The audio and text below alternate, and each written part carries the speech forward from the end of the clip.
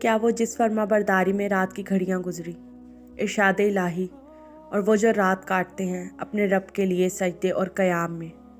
मज़ीद इरशाद होता है, सब्र और नमाज से मदद चाहो। कहा गया है इस नमाज से मुराद रात की नमाज है, जिसमें मज़ाहमत करने से नफ्स जहाद किया जा सकता है। नबी अकरम सल्लल्लाहु अलैहि वसल्लम ने फरमाया, आधी रात में बंदे का 2 रकतें पढ़ना दुनिया और उसकी तमाम अशिया से बेहतर है। अगर मेरी उम्मत पर दुश्वार ना होता तो मैं ये रात की 2 रकतें इन पर फ़र्ज़ कर देता।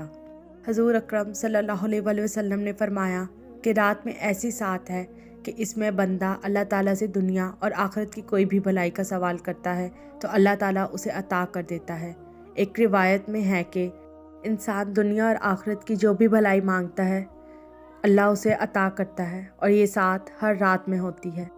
हज़रत मुगीरा बिन शिबा रज़ी ताला अन्हा से मरवी है, हज़रत मोहम्मद सल्लल्लाहु अलैहि वसल्लम शब नमाज के लिए खड़े हुए, यहाँ तक कि आप सल्लल्लाहु अलैहि वसल्लम के पाए मुबारक रात में इबादत करने के सबब सूज गए। आप सल्लल्लाहु अलैहि वसल्लम से कहा गया, या रसूल अल्लाह, क्या अल्लाह ने आपकी अगली पिछली खिलाफ उला बातों को माफ़ नहीं फरमा दिया? आप सल्लल्लाहु अलैहि वसल्लम ने ये सुनकर इरशाद फरमाया, क्या मैं अल्लाह ताला का शुक्रगुजार बंदा ना बनूं? शुक्र ज़्यादती नेमत का सबब है। फरमाने इलाही है, अगर एहसान मानोगे तो मैं तुम्हें और दूंगा।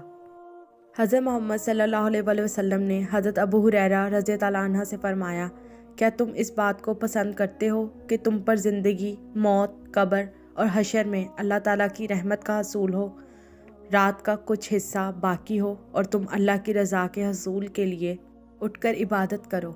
ए अबू हुरैरा, घर के कोनों में नमाज पढ़ा करो। तुम्हारा घर आसमान से ऐसा चमकता नज़र आएगा जैसे ज़मीन वालों को आसमान पर चमकते सितारे नज़र आया करते हैं। फरमाने नबवी है, तुम्हारे लिए लाजिम है कि रात को इबादत किया करो, क्योंकि ये गुज़िश्ता गुज़रे नेक लोगों का तरीक़ा है।